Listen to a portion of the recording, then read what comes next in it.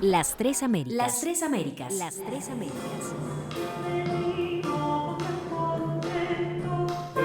5 siglos de desarrollo musical en Hispanoamérica, Latinoamérica y el Caribe.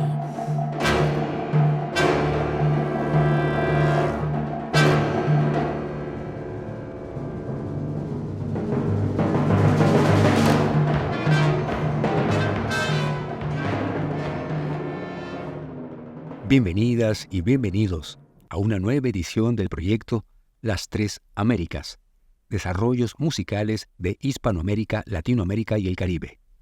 Hoy les presentaremos el programa titulado El sonido en la obra literaria de Juan Rulfo.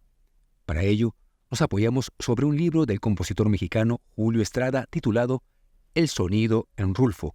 Escucharemos también el cuento de este gran escritor mexicano titulado Lubina, del libro El llano en llamas.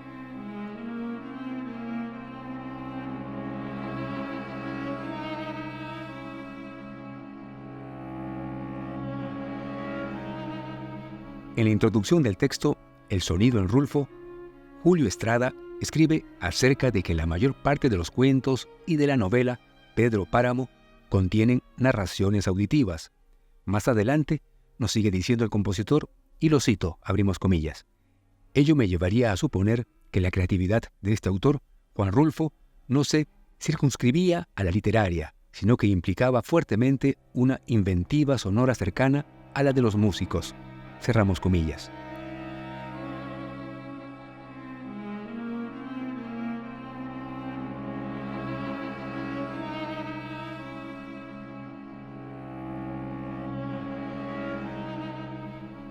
Y a continuación, Julio Estrada comenta sobre el sonido, el silencio y el tiempo.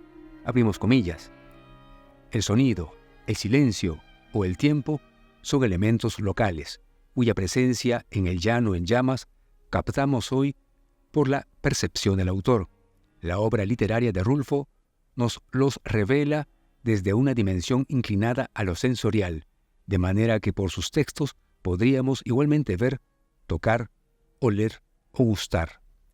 Sus descripciones serán todas de una sensibilidad fuera de lo común, capaz de narrar la presencia del mundo a través de cada uno de los sentidos, de maneras tan variadas que dan en conjunto la impresión de que a cada momento se le pudiese tomar una alternativa nueva, como si intentara dirigirse a cada recoveco sensible del lector. El tema es vasto e invita desde luego a estudios mayores, como los de la presencia del tiempo o los sentidos en Rulfo. Cerramos comillas.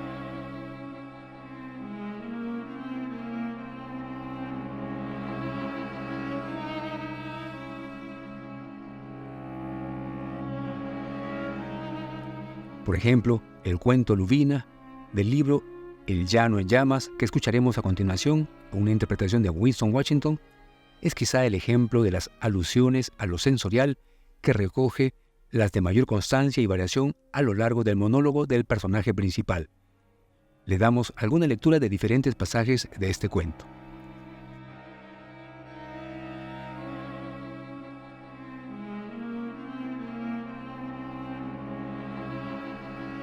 Por cualquier lado que se le mire, Lubina es un lugar muy triste, y usted, si quiere, puede ver esa tristeza a la hora que quiera. Hasta se puede probar y sentir, porque está siempre encima de uno, apretada, como un cataplasma sobre la viva carne del corazón.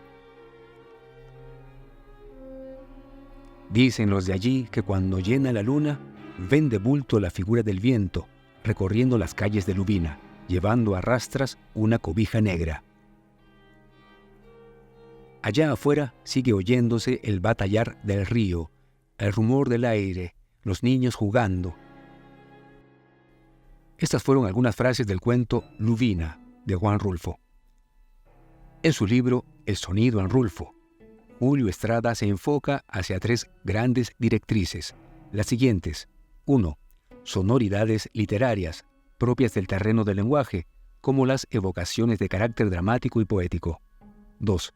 Sonoridades ambientales, como las descripciones puramente auditivas de la realidad, que en Rulfo denotan las calidades de un explorador de la naturaleza.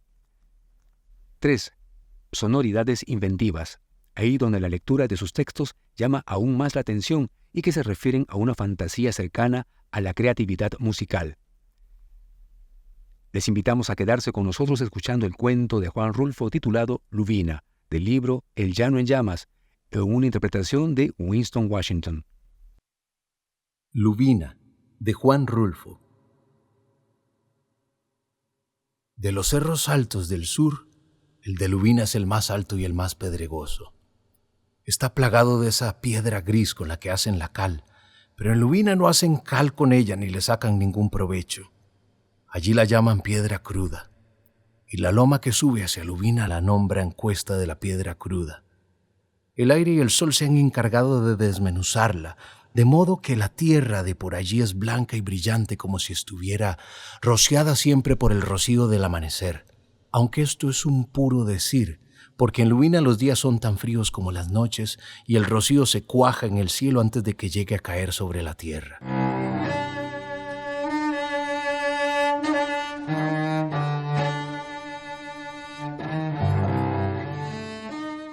Y la tierra es empinada.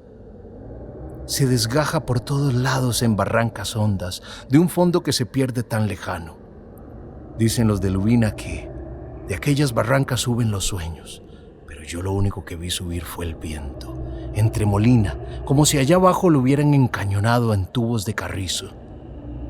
Un viento que no deja crecer ni a las dulcamaras, esas plantitas tristes que apenas si pueden vivir un poco untadas en la tierra, agarradas con todas sus manos al despeñadero de los montes. Solo a veces, allí donde hay un poco de sombra, escondido entre las piedras, florece el chicalote con sus amapolas blancas. Pero el chicalote pronto se marchita. Entonces uno lo oye rasguñando el aire con sus ramas espinosas, haciendo un ruido como el de un cuchillo sobre una piedra de afilar. Ya mirará usted ese viento que sopla sobre Lubina. Es pardo. Dicen que porque arrastra arena de volcán, pero lo cierto es que es un aire negro. Ya lo verá usted. Se planta en Lubina prendiéndose de las cosas como si las mordiera. Y sobran días en que se lleva el techo de las casas como si se llevara un sombrero de petate, dejando los paredones lisos, descobijados. Luego rasca como si tuviera uñas. Uno lo oye mañana y tarde, hora tras hora, sin descanso, raspando las paredes, arrancando tecatas de tierra, escarbando con su pala picuda por debajo de las puertas, hasta sentirlo bullir dentro de uno como si se pusiera a remover los goznes de nuestros mismos huesos. Ya lo verá usted.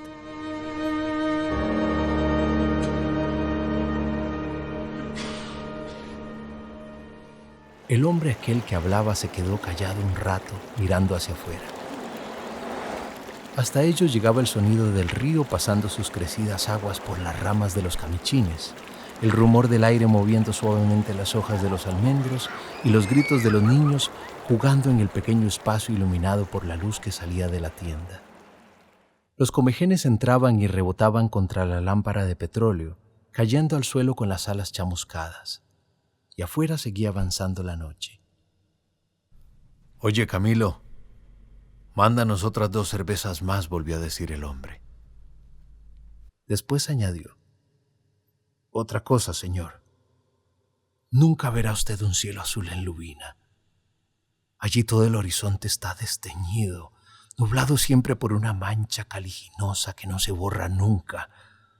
Todo el lomerío pelón, sin un árbol, sin una cosa verde para descansar los ojos. Todo envuelto en el calín ceniciento. Usted verá eso. Aquellos cerros apagados como si estuvieran muertos y a Lubina en el más alto, coronándolo con un blanco caserío como si fuera una corona de muerto». Los gritos de los niños se acercaron hasta meterse dentro de la tienda. Eso hizo que el hombre se levantara y fuera hacia la puerta y les dijera: «Váyanse lejos, no interrumpan, sigan jugando, pero sin hacer alboroto». Luego, dirigiéndose otra vez a la mesa, se sentó y dijo: «Pues sí, como le estaba diciendo, allá llueve poco. A mediados de año llegan unas cuantas tormentas que azotan la tierra y la desgarran, dejando nada más el pedregal flotando encima del tepetate. Es bueno ver entonces cómo se arrastran las nubes, cómo andan de un cerro a otro dando tumbos como si fueran vejigas infladas, rebotando y pegando de trueno en trueno, igual que si se quebraran en el filo de las barrancas. Pero después de 10 o 12 días se van y no regresan sino al año siguiente, y a veces se da el caso que no regresan en varios años.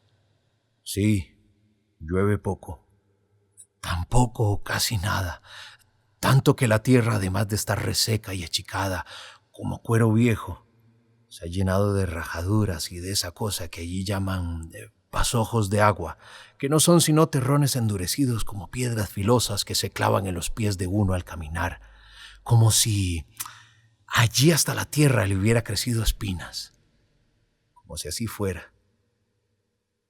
Bebió cerveza hasta dejar solo burbujas de espuma en la botella y siguió diciendo: por cualquier lado que se le mire, Lubina es un lugar triste.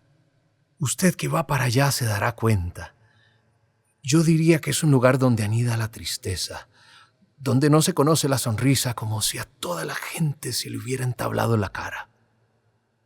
Y usted, si quiere, puede ver esa tristeza a la hora que quiera.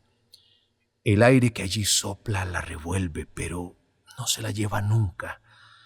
Está allí como si hubiera nacido, y hasta que se puede probar y sentir, porque está siempre encima de uno, apretada contra uno, y porque es oprimente como un gran cataplasma sobre la viva carne del corazón.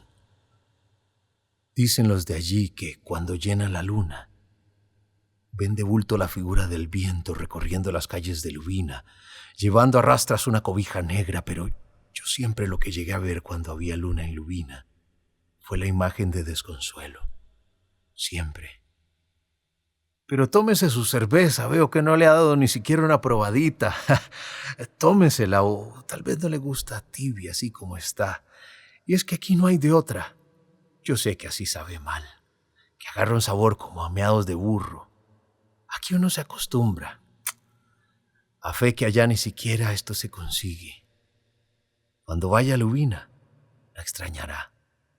Allí no podrá probar sino un mezcal que ellos hacen con una hierba llamada hojasé, y que a los primeros tragos estará usted dando volteretas como si lo chacamotearan. Mejor tómese su cerveza. Yo sé lo que le digo. Allá afuera seguía oyéndose la batalla del río, el rumor del aire, los niños jugando. Parecía ser aún temprano en la noche.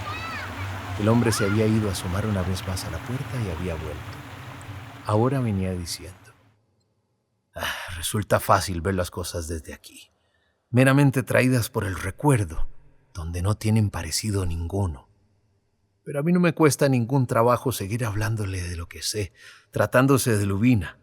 Allá viví, allá dejé la vida. Fui a ese lugar con mis ilusiones cabales y volví viejo y acabado. Y ahora usted va para allá. ¡Ja! Está bien. Me parece recordar el principio. Me pongo en su lugar y pienso: mire usted, cuando yo llegué por primera vez a Lubina. Pero me permite antes que me tome su cerveza. Veo que usted no le hace caso y a mí me sirve mucho. Me alivia. Siento como si me enjuagara la cabeza con un aceite alcanforado. Bueno, le contaba que cuando llegué por primera vez a Lubina, el arriero que nos llevó no quiso dejar siquiera que descansaran las bestias. En cuanto nos puso en el suelo, se dio media vuelta. Yo me vuelvo, nos dijo. Espera, no vas a dejar cestear a tus animales, están aporreados. Aquí se fregarían más, nos dijo. Mejor me vuelvo. Y así se fue, dejándose caer por la cuesta de la piedra cruda, espoleando sus caballos como si se alejara de algún lugar endemoniado. Nosotros, mi mujer y mis 3 hijos, nos quedamos allí, parados en la mitad de la plaza, con todos nuestros ajuares en nuestros brazos, en aquel lugar en donde solo se oía el viento. Una plaza sola, sin una sola hierba para detener el aire. Allí nos quedamos. Entonces yo le pregunté a mi mujer: ¿en qué país estamos, Agripina? Y ella se alzó de hombros. Bueno, Si no te importa, ve a buscar a dónde comer y dónde pasar la noche. Aquí te aguardamos, le dije. Ella agarró el más pequeño de sus hijos y se fue, pero no regresó. Al atardecer, cuando el sol alumbraba solo las puntas de los cerros, fuimos a buscarla. Anduvimos por los callejones de Lubina hasta que la encontramos metida en la iglesia, sentada mero en medio de aquella iglesia solitaria, con el niño dormido entre sus piernas. ¿Qué haces aquí, Agripina? Entré a rezar, nos dijo. ¿Para qué?, le pregunté yo. Y ella se alzó de hombros. Allí no había quien rezarle. Era un jacalón vacío, sin puertas, nada más con unos socavones abiertos y un techo resquebrajado por donde se colaba el aire como un sedazo. ¿Dónde está la fonda? No hay ninguna fonda. ¿Y el mesón? No hay ningún mesón. ¿Viste a alguien? ¿Vive alguien aquí?, le pregunté. Sí. Allí enfrente, unas mujeres. Las sigo viendo. Mira. Allí, tras las rendijas de esa puerta, veo brillar los ojos que nos miran. Han estado asomándose para acá. Míralas. Veo las bolas brillantes de sus ojos, pero no tienen que darnos de comer. Me dijeron sin sacar la cabeza que en este pueblo no había de comer. Entonces entré aquí a rezar, a pedirle a Dios por nosotros. ¿Por qué no regresaste allí? Te estuvimos esperando. Entré aquí a rezar. No he terminado todavía. ¿Qué país es este, Agripina? Y ella volvió a alzarse de hombros. Aquella noche nos acomodamos para dormir en un rincón de la iglesia detrás del altar desmantelado. Hasta allí llegaba el viento, aunque un poco menos fuerte. Lo estuvimos oyendo pasar por encima de nosotros con sus largos aullidos. Lo estuvimos oyendo entrar y salir de los huecos, socavones de las puertas, golpeando con sus manos de aire las cruces del Vía Crucis, unas cruces grandes y duras hechas con palo de mezquite que colgaban de las paredes a todo lo largo de la iglesia, amarradas con alambres que rechinaban a cada sacudida del viento como si fuera un rechinar de dientes. Los niños lloraban porque no los dejaba dormir el miedo. Y mi mujer, tratando de retenerlos a todos entre sus brazos, abrazando su manojo de hijos, y yo allí, sin saber qué hacer. Poco después del amanecer se calmó el viento. Después regresó, pero hubo un momento en esa madrugada en que todo se quedó tranquilo, como si el cielo se hubiera juntado con la tierra aplastando los ruidos con su peso. Se oía la respiración de los niños ya descansada. Oía el resuello de mi mujer ahí a mi lado. ¿Qué es?, me dijo. ¿Qué es qué?, le pregunté. Eso, el ruido ese. Es el silencio, duérmete. Descansa, aunque sea un poquito, que ya va a amanecer. Pero al rato yo oí también. Era un aletear de murciélagos en la oscuridad, muy cerca de nosotros. De murciélagos de grandes alas que rozaban el suelo. Me levanté y se oyó el aletear más fuerte, como si parvada de murciélagos se hubieran espantado y volar hacia los agujeros de las puertas. Y las vi. Vi a todas las mujeres de Lubina con su cántaro al hombro, con el rebozo colgado de su cabeza y sus figuras negras sobre el negro fondo de la noche. ¿Qué quieren?, les pregunté. ¿Qué buscan a estas horas? Una de ellas respondió: vamos por agua. Las vi paradas frente a mí mirándome. Luego, como si fueran sombras, echaron a caminar calle abajo con sus negros cántaros. No se me olvidará jamás esa primera noche que pasé en Lubina. ¿No cree que esto merece otro trago? Aunque sea no más para que se me quite el mal sabor del recuerdo.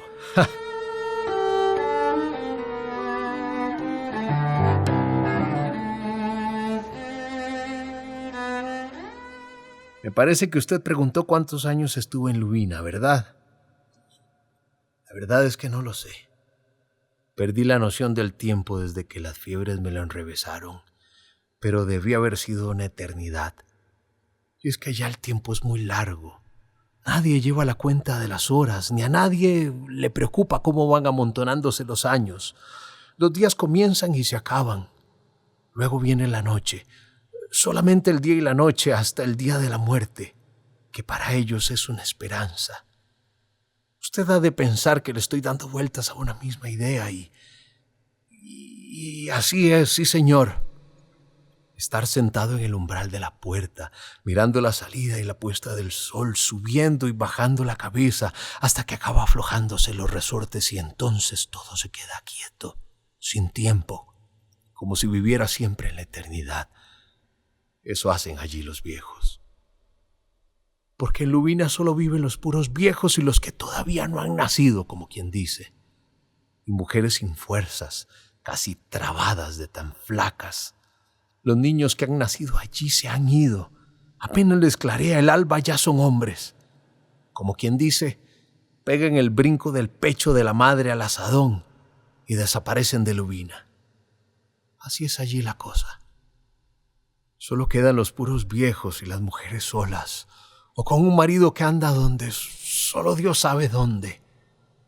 Vienen de vez en cuando, como las tormentas de que les hablaba. Se oye un murmullo en todo el pueblo cuando regresan y como un gruñido cuando se van. Dejan el costal de bastimento para los viejos y plantan otro hijo en el vientre de sus mujeres. Y ya nadie vuelve a saber de ello hasta el año siguiente, y a veces nunca. Es la costumbre. Allí le dicen la ley, pero es lo mismo. Los hijos se pasan la vida trabajando para los padres como ellos trabajaron para los suyos, y como quién sabe cuántos atrás de ellos cumplieron con su ley. Mientras tanto, los viejos aguardan por ellos, por el día de la muerte, sentados en sus puertas con los brazos caídos, movidos solos por esa gracia que es la gratitud del hijo. Solos, en aquella soledad de Lubina.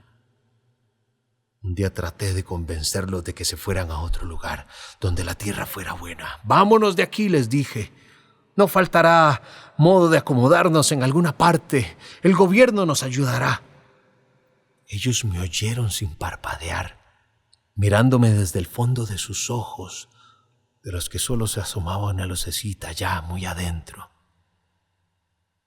Dices que el gobierno nos ayudará, profesor. Tú no conoces al gobierno. Les dije que sí. También nosotros lo conocemos de casualidad.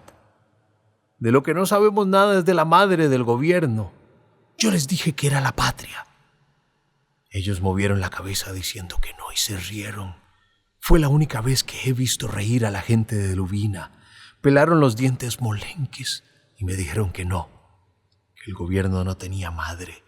Y tienen razón, ¿sabe usted? El señor ese solo se acuerda de ellos cuando alguno de los muchachos ha hecho alguna fechoría acá abajo. Entonces mandan por él hasta Lubina y lo matan. De ahí en más, no saben si existe. Tú nos quieres decir que dejemos Lubina porque, según tú, ya estuvo bueno de aguantar hambre sin necesidad, me dijeron. Pero si nosotros nos vamos, ¿quién se llevará a nuestros muertos? Ellos viven aquí y no podemos dejarlos solos. Y allá siguen. Usted los verá ahora que vaya, mascando bagazos de mezquite seco y tragándose su propia saliva. Los mirará pasar como sombras, repegados al muro de las casas, casi arrastrados por el viento. No oyen ese viento, les acabé de decir. Él acabará con ustedes. Dura lo que debe durar. Es el mandato de Dios, me contestaron. Malo cuando deja de hacer aire. Cuando eso sucede, el sol se arrima mucho más a Lubina y nos chupa la sangre y la poca agua que nos queda en el pellejo. El aire hace que el sol se esté allá arriba. Así es mejor. Ya no volví a decir nada. Me salí de Lubina y no he vuelto ni pienso regresar. Pero mire las maromas que da el mundo. Usted va para allá ahora, dentro de pocas horas. Tal vez ya se cumplieron 15 años que me dijeron a mí lo mismo. Usted va para San Juan Lubina. En esa época tenía yo mis fuerzas, estaba cargado de ideas. Usted sabe que a todos nosotros nos infunden ideas. Y uno va con esa plata encima para plasmarla en todas partes. Pero en Lubina no cuajó eso. Hice el experimento y se deshizo.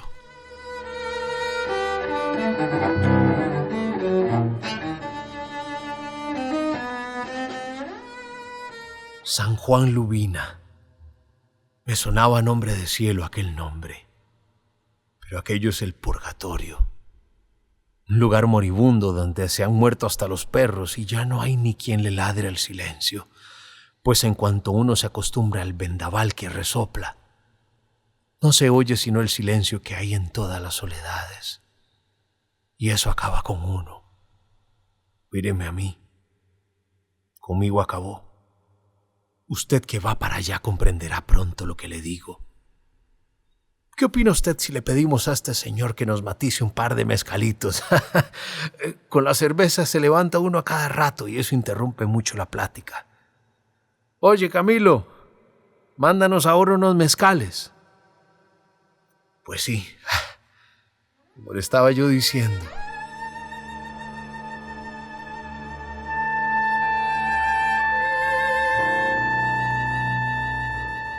Pero no dijo nada. Se quedó mirando un punto fijo sobre la mesa donde los comejenes ya sin sus alas rondaban como gusanitos desnudos. Afuera seguía oyéndose cómo avanzaba la noche, el chapoteo del río contra los troncos de los camichines, el griterío ya muy lejano de los niños. Por el pequeño cielo de la puerta se asomaban las estrellas. El hombre que miraba a los comejenes se recostó sobre la mesa y se quedó dormido.